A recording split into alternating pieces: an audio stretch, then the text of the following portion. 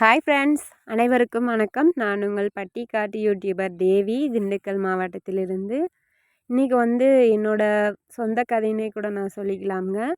உங்களுக்கு மோட்டிவேஷனாக இருந்தால் எனக்கு அது போதுங்க. யார்கிட்டையும் சிம்பதி கிரியேட் பண்ணுறதுக்காக நான் இந்த வீடியோ போடலைங்க. இன்றைக்கி என்ன வீடியோ அப்படின்னு கேட்டிங்கன்னா, மாடு வளர்ப்புக்கு முன்னாடி என்னோடய லைஃப் எப்படியெல்லாம் இருந்துச்சு, இந்த மாடு வளர்ப்புக்கு அப்புறம் இந்த மாடுகள் என்னை கண்டிப்பாக ஒரு நிலமையில கொண்டு போய் வச்சுருக்கு, என்னை வளர்த்து விட்டுருக்குன்னு நான் சொல்லுவேங்க. அதை பற்றி தாங்க இந்த வீடியோவில் உங்கள் கூட ஷேர் பண்ணிக்கிறேங்க. மாடு வளர்ப்புக்கு முன்னாடி அப்படின்னு கேட்டிங்கன்னா, நாங்கள் பிறந்தது எல்லாமே இந்த காடு, இந்த மண், தோட்டம் இந்த மாதிரி தாங்க. இதெல்லாம் பிறந்து வளர்ந்துட்டு கல்யாணம் ஆகி போயிட்டு அப்படின்னு பார்த்திங்கன்னா, அங்கே போயிட்டு குடும்பம், குழந்தைங்க அந்த மாதிரி ஒரு 10 வருஷம் 12 வருஷம் ஆயிடுச்சுங்க. இந்த மாடு வளர்ப்புக்கு நான் 3 வருஷம்தான் ஆகுது. இந்த 3 வருஷத்தில் இந்த மாடுகளை பற்றி எனக்கு தெரிஞ்ச விஷயங்கள் உங்கள் கூட நான் ஷேர் பண்ணிக்கிறேன். எனக்கு ரொம்ப அனுபவம்லாம் இல்லைங்க. எனக்கு தெரிஞ்சதை தான் உங்கள் கூட ஷேர் பண்ணிக்கிறேன். தப்பாக இருந்தாலும் நீங்கள் என்னோடய தப்பை திருத்திக்குங்க. திருத்திக்கிறதுக்காக எனக்கு கமெண்ட்டில் சொல்லுங்கள், நான் திருத்திக்கிறேன். அந்த மாதிரி எல்லாம் தான் போயிட்டுருந்துச்சி. கல்யாணம் ஆன புதுசில் வாசல் தெளிக்கிறது கூட ஒரு கும்மி சாணி அப்படிங்கிறது ஒருத்தர்கிட்ட போய் கேட்டு தான் வாங்கிட்டு வரணும், இந்த மாதிரி இருந்துச்சு. ஆனால் இப்போ எங்கள் கட்டுத்தொட்டில் என்னால் சாணி அள்ள முடியல. ஆனால் அள்ள முடியல அப்படின்றது கூட ஒரு சந்தோஷம். சாணி அள்ள விட்டுட்டாங்களே அப்படின்ற ஒரு வருத்தமெல்லாம் கிடையாது. எப்படியாவது கண்டிப்பாக சாணி அள்ளினாலும் என் பசங்களை ஒரு நிலைமைக்கு கொண்டு வந்துடணும்.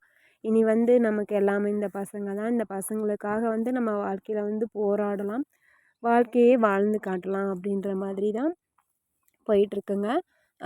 இங்கே இந்த 3 வருஷத்தில் வந்ததையுமே காசு கையில் வச்சுட்டு நான் வரலங்க. வரும்போது கண்டிப்பாக கடனாளியாக தான் வந்தேன். வந்ததே முட்டி மோதி கஷ்டப்பட்டு ஒரு மாடு வாங்கிட்டேன். ஒரு மாடு வாங்கிட்டேன்னா அதுக்கப்புறம் கொஞ்சம் பயந்தேன். நம்ம பார்த்துருவோமா, நமக்கு கொஞ்சம் உடம்பு சரியில்லாமல் இருக்குது, இதை மெயின்டைன் பண்ணி கொண்டு வந்துடுவோமா அப்படின்ற ஒரு பயம். அக்கம் பக்கத்தில் இருந்தவங்க கொஞ்சம் ஆதரவாகவே பேசினாங்க. அவங்க கொடுத்த ஆதரவு எனக்கு அப்போதைக்கு ஒரு சூழ்நிலை இந்த சூழ்நிலையை கடந்து போயிடலாம் அப்படின்ற மாதிரி இருந்துச்சு. அதையும் கடந்து வந்தேன். அப்புறம் இன்னொரு மாடு வாங்கணும்னு நினச்சேன். அது பால்காரங்கள்ட்ட கடை வாங்கி இன்னொரு மாடு வாங்கினேன். இப்போ 2 மாடு இருந்துச்சு. அதுக்கப்புறம் இன்னும் 2 மாடு வாங்கினேன். வாங்கினதில் அப்போயே 2 மாடை விற்றுட்டேன். 2 வருஷம் ஒரு தோட்டம் போட்டுட்ருந்தேன். அதை விட்டுட்டு இப்போ இங்கே எனக்கு 1 வருஷம் ஆயிடுச்சு. இப்போ இது வரைக்கும் பார்த்திங்கன்னா ஒரு 4 மாடு இருக்குது. போதும். எனக்கு இவ்வளோ கொடுத்த எனக்கு கடவுளுக்கு ரொம்ப நன்றி. நம்மளுடைய கை கால் நல்லா இருக்கிற வரைக்கும் நம்ம உழைச்சி சாப்பிட்லாம். யாரோட உழைப்புலேயும் நம்ம சாப்பிடக்கூடாது அப்படின்ற ஒரு எண்ணத்தில் மட்டும்தான் சாணி அள்ளினாலும் பரவாயில்ல, நம்ம நல்லா பொழைச்சிக்கலாம் அப்படின்னு சொல்லி நான் நினைக்கிறேங்க. விவசாயம் அப்படின்னா விவசாயம் மட்டும் இல்லாமல் விவசாயத்தை சுற்றி சார்ந்தது என்னென்ன விஷயங்கள்லாம் இருக்குது அப்படின்னு பார்த்தோன்னா, மாடு வளர்ப்பு, ஆடு வளர்ப்பு, கோழி வளர்ப்பு இந்த மாதிரி எல்லாம் இருக்குங்க. இதுலேயும் நமக்கு தெரியும், இதெல்லாம் நமக்கு லாபகரமான தொழில் தான். ஆனால் அதை நமக்கு செய்கிறதுக்கு நம்ம கையிலேருந்து காசு போட்டு செய்யணும். அது நம்ம செஞ்சுட்டோம், ஒரு தடவை போட்டுட்டோம், எடுத்துட்டோம், லாபம் பார்த்துட்டோம் அப்படின்னா அந்த தொழிலை நம்ம விட மாட்டோம். ஃபஸ்ட்டு நம்ம விவசாயத்துக்கு வர்றதுக்கு மாடு வளர்ப்பு ஒரு 2 மாடு வாங்கி வளர்த்தோம் அப்படின்னாலே அதுலேருந்து வர்ற காசு நம்ம குடும்பத்துக்கு போதுமானதாக இருக்கும்.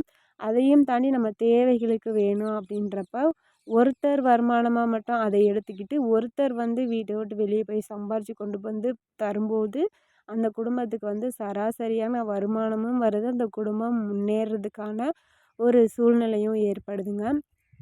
என்னை பொறுத்த வரைக்கும் என்னோடய நிலமை இதுதான். என்னோடய கருத்து இது அப்படி தான் நான் சொல்கிறேங்க. இப்போ விவசாயம் செய்கிறோம். அதில் புல் முளைக்குது. அந்த புல்லெல்லாம் அறுத்து போட்டால் அதுலேருந்து ஒரு 2 மாடு வளர்க்கலாம். அதுலேருந்து பால் காசு நம்ம பார்க்கலாம். அந்த பால் காசுலேருந்து நம்ம குடும்பத்துக்காக ஒரு செலவு பண்ணலாம். செலவு பண்ண போக மீதி இருக்க காசை நம்ம சேர்த்து வைக்கலாம். இதுதாங்க. இது தெரியாமையே நான் இத்தனை வருஷம் என்னோடய லைஃப்பை ஓட்டிட்டேங்க. ஆனால் இப்போ எனக்கு தெரியுது, கண்டிப்பாக என்னைய காப்பாற்றுற ஒரு கடவுள் அப்படின்னு கேட்டிங்கன்னா இந்த மாடுகள் தாங்க. இந்த மாடுகள்னால நான் வாழ்ந்துட்டுருக்கேன். கண்டிப்பாக இன்னமும் நான் வாழணும். தொடர்ந்து நம்மளோட சேனலில் மாட்டு வீடியோஸ் தான் நீங்களும் பார்க்குறீங்க. மாட்டு வீடியோஸ் தான் நான் போடுறேங்க. இது வரைக்கும் என்னோடய வீடியோவை பார்த்ததுக்கு ரொம்ப நன்றிங்க. இன்னொரு வீடியோவில் சந்திக்கலாமுங்க.